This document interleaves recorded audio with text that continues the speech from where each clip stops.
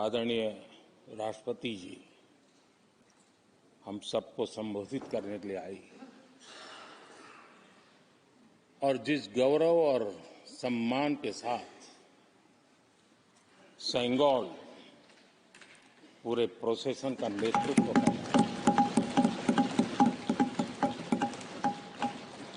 और हम सब उसके पीछे पीछे चल रहे थे।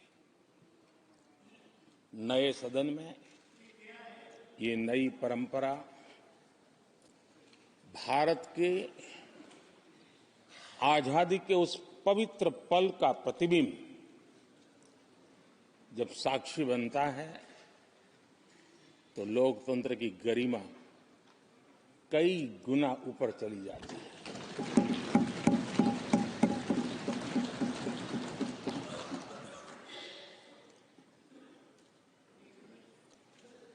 ये 75वां गणतंत्र दिवस,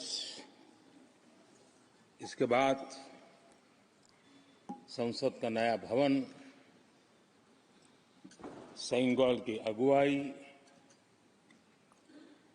ये सारा दृश्य अपने आप में बहुत ही प्रभावी था। मैं जब वहां से पूरे कार्यक्रम को मैं भागीदारी कर रहा था, यहां से तो उतना हमें भव्यता नजर नहीं आती है, लेकिन वहां से मैंने देखा कि वाकई नए सदन में इस गरिमापूर्ण उपस्थिति में राष्ट्रपति, उपराष्ट्रपति जी और आप, हम सबके मन को प्रभावित करने वाला वो दृश्य हमेशा हमेशा याद है।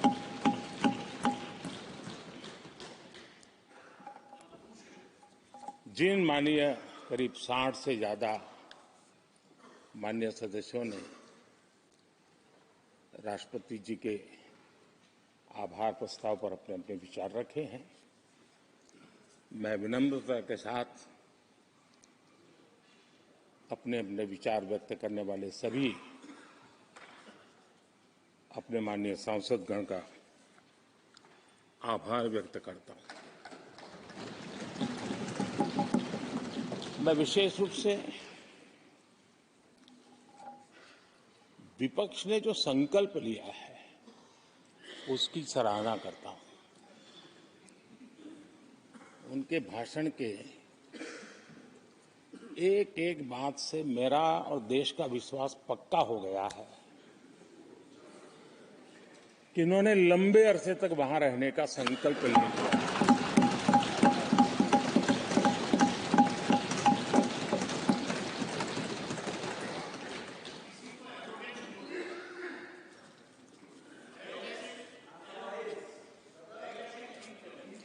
आप कई दशक तक जैसे यहां बैठे थे, वैसे ही कई दशक तक वहां बैठने का आपका संकल्प, और जनता जनार्दन तो ईश्वर का रूप होती है,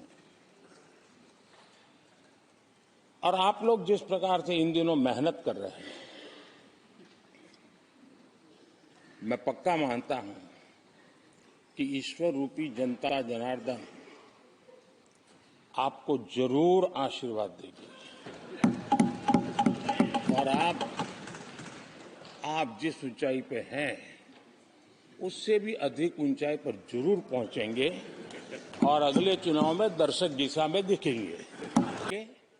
आज भी बात है, हमें हमारी सेना के पराक्रम पर गर्व होना चाहिए। हम कितना ही उनके मोरल तोड़ने की कोशिश करें, मुझे मेरी सेना पर भरोसा है। मैंने उनके सामर्थ्य को देखा है। कुछ राजनेता सेना के लिए हल्के फुल्के शब्द बोल दें, इससे मेरे देश की सेना डिमोरलाइज होगी। ये सपनों में कोई रहते तो निकल जाए। देश के मूड को वो खत्म नहीं कर सकते, और किसी के एजेंट बन करके इस प्रकार की भाषा अगर कहीं से भी उठती है, देश कभी स्वीकार नहीं कर सकता है। और जो खुलेआम देश में अलग देश बनाने की वकालत करते हैं।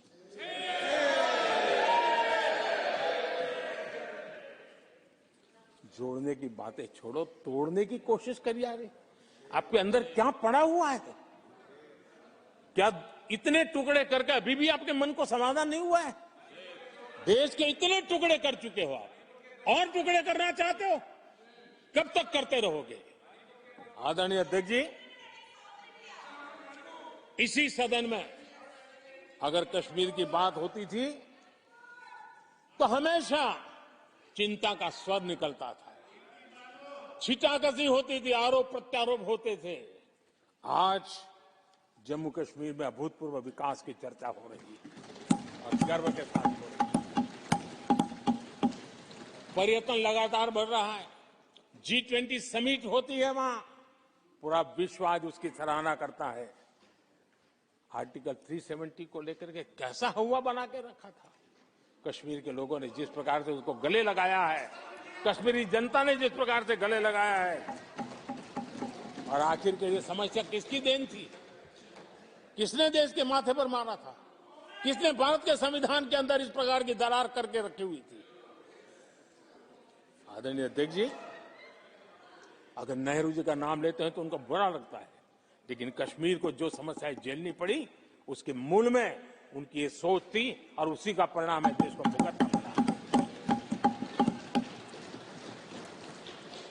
जम्मू कश्मीर के लोगों को, देश के लोगों को नेहरू जी की गलतियों का बहुत बड़ी कीमत चुकानी पड़ी है। आदरणीय अध्यक्ष जी, वो भले गलतियां करके गए, लेकिन हम मुसीबतें झेल करके भी गलतियां सुधारने के लिए हमारी कोशिश जारी रखेंगे। हम रुकने वाले नहीं हैं। हम देश के लिए काम करने के लिए निकले हुए लोग हैं। हमारे लिए नेशन फर्स्ट है। आदरणीय अध्यक्ष जी, मैं सभी राजनीतिक दलों के नेताओं से आग्रह करूंगा, सभी माननीय सदस्यों से आग्रह करूंगा, भारत के जीवन में एक बहुत बड़ा अवसर आया है। वैश्विक परिवेश में भारत के लिए बड़ा अवसर आया है। एक नए आत्मविश्वास के साथ आगे बढ़ने का अवसर आया है। राजनीति अपनी जगह पे होती है, आरोप प्रत्यारोप अपनी जगह पर होता है, लेकिन देश से बढ़कर कुछ नहीं होता है। और इसलिए आइए मैं निमंत्रण देता हूं आपको, कंधे से कंधा मिलाकर के हम देश के निर्माण के लिए आगे बढ़े। राजनीति में किसी भी जगह पर रहते हुए भी राष्ट्र निर्माण में आगे बढ़ने में कोई रुकावट नहीं आती। अब इस राह को मत छोड़िए। मैं आपका साथ मांग रहा हूं, मां भारती के कल्याण के लिए साथ मांग रहा हूं। मैं विश्व के अंदर जो अवसर आया है उस अवसर को बुलाने के लिए आपका साथ मांगता हूं। मैं आपका सहयोग चाहता हूं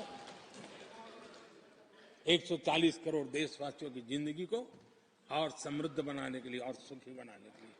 लेकिन अगर आप साथ नहीं दे सकते हैं और अगर आपका हाथ ईंटें फेंकने पर ही तुला हुआ है, तो आप लिख करके रखिए, आपकी हर ईंट को मैं विकसित भारत की नींव मजबूत करने के लिए लगाऊंगा। आपके हर पत्थर को मैं विकसित भारत के जो सपनों को लेकर के अब चले उसकी नींव मजबूत करने के लिए मैं लगाऊंगा और देश को हम उस समृद्धि की ओर लेके जाएंगे। जितने पत्थर उछाल लीजिए, आपका हर पत्थर भारत के समृद्ध, भारत के विकसित भारत के सपने को समृद्ध बनाने के लिए हर पत्थर को मैं काम में ले लूंगा। ये भी मैं आपको विश्वास दिलाता हूं। आदरणीय अध्यक्ष जी, मैं जानता हूं साथियों की तकलीफें मैं जानता हूं, लेकिन वो जो कुछ भी बोलते हैं मैं दुखी नहीं होता और दुखी होना भी नहीं चाहिए, क्योंकि मैं जानता हूं ये नामदार है, हम कामदार हैं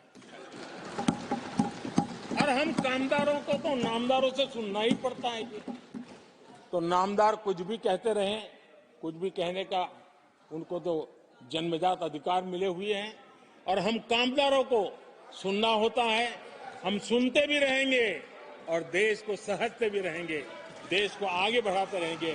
आदरणीय अध्यक्ष जी, आपने मुझे इस पवित्र सदन में आदरणीय राष्ट्रपति जी के उद्बोधन को समर्थन करने के लिए बोलने का अवसर दिया। मैं आदरणीय राष्ट्रपति जी के उद्बोधन को समर्थन देते हुए, धन्यवाद प्रस्ताव पर आभार व्यक्त करते हुए मेरी वाणी को विराम देता हूं।